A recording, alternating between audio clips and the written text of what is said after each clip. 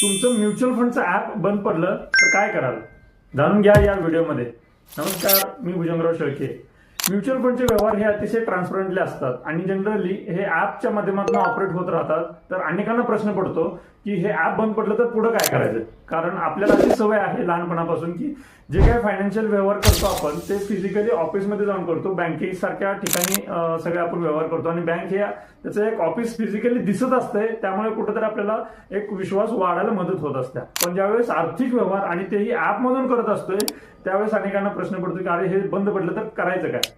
पहा मित्रांनो, हे ऍप म्हणजे एक इंटरफेस असतो की जो आपला डेटा जो म्युच्युअल फंडच्या सर्व्हरला कनेक्टेड असतोय आणि तिथली इन्फॉर्मेशन आपल्याला भेटत असते. हे ऍप जरी बंद पडलं तरी डेटा तो म्युच्युअल फंडच्या सर्व्हरवरचा सिक्युअर असतोय, हे आपण समजून घेतलं पाहिजे. दुसरी गोष्ट म्हणजे आपल्याला जर त्या माध्यमातून जर काही ऑपरेशन करायचे असतील, म्हणजे काही काम करायचे असेल, पैसे टाकायचे काढायचे आणि ते ऍप मधून जर करता येत नसेल तर पहिली गोष्ट म्हणजे तुम्ही तुमच्या ऍडवायझरला कनेक्ट करता आलं पाहिजे.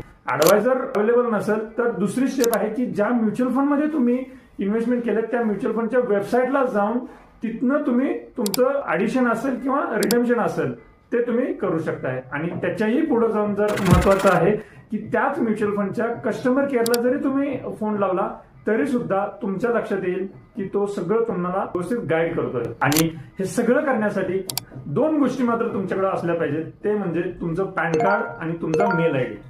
हे जर सगळं व्यवस्थित असेल तर हे सगळे रेकॉर्ड्स हे ट्रान्सपरंटली असतात. त्याचा तुम्हाला तुमच्या कुठल्याही व्यवहाराला कुठलाही अडसर होत नाहीये. इतकं हे असं क्लास हे ट्रान्सपरंट आहे. तुम्ही याबद्दल अधिक माहिती घेण्यासाठी या नंबरवरती संपर्क करा. आणि म्युच्युअल फंड सही हे लक्षात घ्या.